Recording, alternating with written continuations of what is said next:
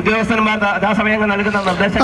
ഏറ്റവും പ്രധാനപ്പെട്ട കാര്യം ആന ഇപ്പോൾ എവിടെയുണ്ട് എന്നതൊരു വ്യക്തത, അല്ലെങ്കിൽ ആന പോയോ അല്ലെങ്കിൽ ആന ഇവിടെ ഉണ്ടോ അല്ലെങ്കിൽ അങ്ങനെ സംബന്ധിച്ചൊരു വ്യക്തത ജനങ്ങൾക്കില്ല എന്നതാണ്. അങ്ങനെ ഒരു വ്യക്തത തരാൻ വനം വകുപ്പിനും ആകുന്നില്ല, അല്ലെങ്കിൽ ദൗത്യം ഏത് രീതിയിൽ ഉണ്ടാകും എന്ന കാര്യത്തിലും ഒരു വ്യക്തതയില്ല. അപ്പോൾ ആളുകളെ സംബന്ധിച്ചിടത്തോളം അത് ആശങ്ക ഉണ്ടാക്കുന്നുണ്ട്. തീർച്ചയായും ഇന്നലെയാണ് ഈ സംഭവം. ഒരു ജീവൻ എടുത്ത കാട്ടാന ഒരാഴ്ചക്കിടെ 2 തവണ മാനന്തവാടിയിൽ ആന ഇറങ്ങുന്നു. അപ്പോൾ ഇതൊക്കെ ആളുകളെ സംബന്ധിച്ചിടത്തോളം വലിയ ആശങ്ക ഉണ്ടാക്കുന്ന ഒന്ന് തന്നെയാണ്. ഏതായാലും ഇപ്പോഴും എപ്പോൾ ദൗത്യം തുടങ്ങുമെന്ന കാര്യത്തിൽ ഒരു വ്യക്തതയില്ല.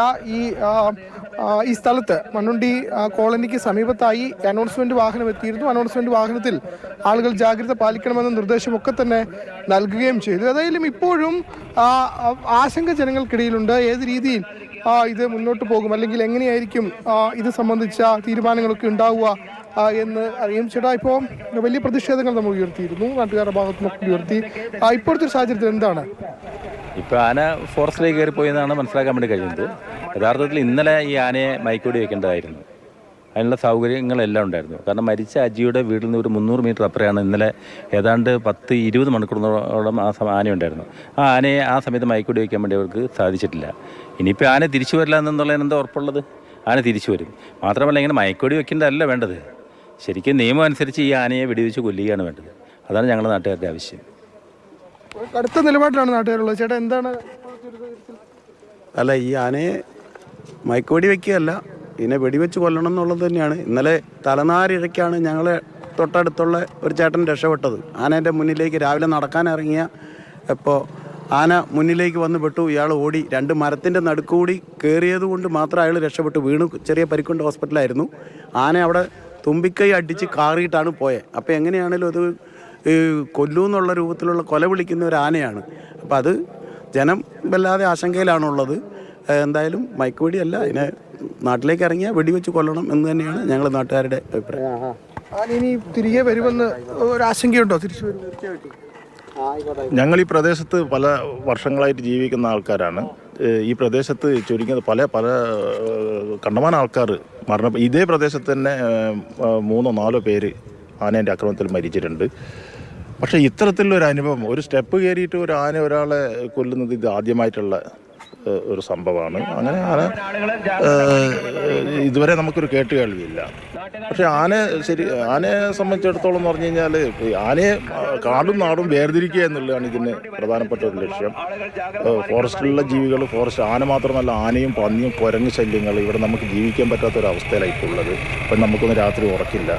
കാരണം ഈ ആന അവിടെ കാട്ടിക്കുളം ആ ഒരു പ്രദേശത്ത് ഇങ്ങനെയൊരു സംഭവം നടക്കുന്നതെന്ന് പറഞ്ഞാൽ എൻ്റെ എല്ലാം വീട് എന്ന് വെച്ചാൽ വനത്തിൻ്റെ അതിർത്തിയിൽ തന്നെയാണ്.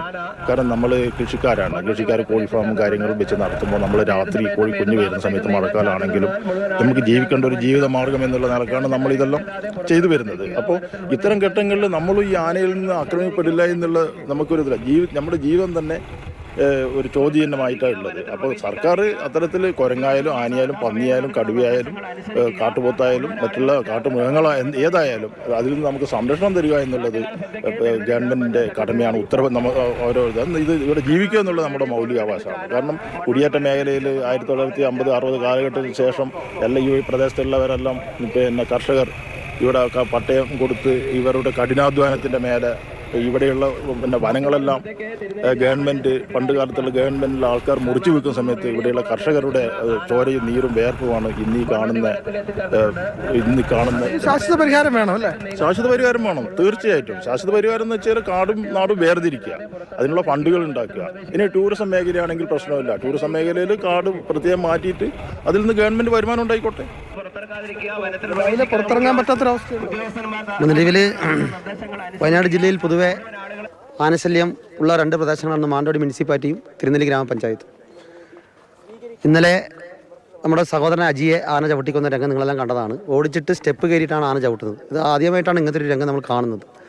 ആ ആന ഇന്നലെ ഏകദേശം ഇന്ന് പുലർച്ചയോടുകൂടി തിരുനെല്ലി പഞ്ചായത്തിലെ ചേലൂർ മണ്ണുണ്ടി പ്രദേശത്തേക്ക് വന്നു എന്നുള്ളതാണ് ഫോറസ്റ്റ് ഡിപ്പാർട്ട്മെൻറ്റിന് അറിയാൻ കഴിഞ്ഞിട്ടുള്ളത്. ഇപ്പോൾ ഫോറസ്റ്റ് ഡിപ്പാർട്ട്മെൻറ്റിൻ്റെ 3 ടീമുകൾ ഈ ഫോറസ്റ്റിനുള്ളിൽ തിരയുന്നുണ്ട്. പക്ഷെ നമ്മളെ സംബന്ധിച്ച് തെരച്ചിലല്ല പ്രധാനപ്പെട്ട വിഷയം. ഈ കാട്ടിലുള്ള ആന നാട്ടിലേക്ക് വരികയാണെങ്കിൽ അതിന് പ്രത്യേക ഒരു നിയമം ഉണ്ടാക്കി അതിനെ വെടിവെച്ച് കൊല്ലാനുള്ള രീതിയിലുള്ള ഒരു ഉത്തരവ് കൊടുക്കണം എന്നുള്ളതാണ് പറയാനുള്ളത്. നാളെ ഇത് ഓടിച്ച് ഇങ്ങോട്ട് കയറ്റി കഴിഞ്ഞാൽ കർണാടക ടെറിട്ടറി നാളെ തന്നെ അതിനെ ഓടിച്ച് ഇങ്ങോട്ട് കയറ്റുന്ന രീതിയിലേക്ക് വരും.